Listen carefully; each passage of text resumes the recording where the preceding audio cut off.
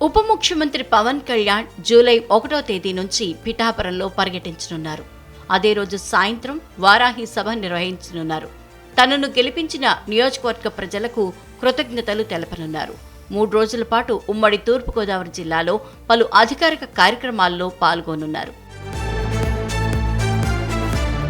ఉప ముఖ్యమంత్రి హోదాలో తొలిసారిగా పిఠాపురం నియోజకవర్గానికి పవన్ కళ్యాణ్ వస్తున్నారు. ఆయన తన సొంత నియోజకవర్గం ప్రజలకు కృతజ్ఞతలు తెలిపేందుకు వస్తున్నారు. పవన్ జూలై 1న తన నివాసానికి చేరుకుని అనంతరం అక్కడ ఏర్పాట్లు చేసిన పలు కార్యక్రమాల్లో పాల్గొంటారు.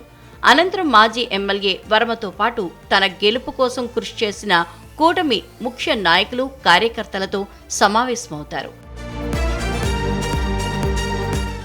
పవన్ కు ఘన స్వాగతం పలికేందుకు టీడీపీ, జనసేన, బీజేపీ నేతలు, అభిమానులు భారీ ఏర్పాట్లు చేస్తున్నారు. అడుగడుగునా పవన్ కళ్యాణ్ కు శుభాకాంక్షలతో పాటు స్వాగతం చెప్తూ భారీ స్థాయిలో ఫ్లెక్సీలు వెలుస్తున్నాయి.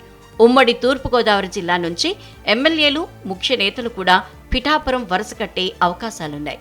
జూలై 1న గొల్లప్రోల్లో పెన్షన్ల పంపిణీ కార్యక్రమంలో పవన్ కళ్యాణ్ పాల్గొనున్నారు.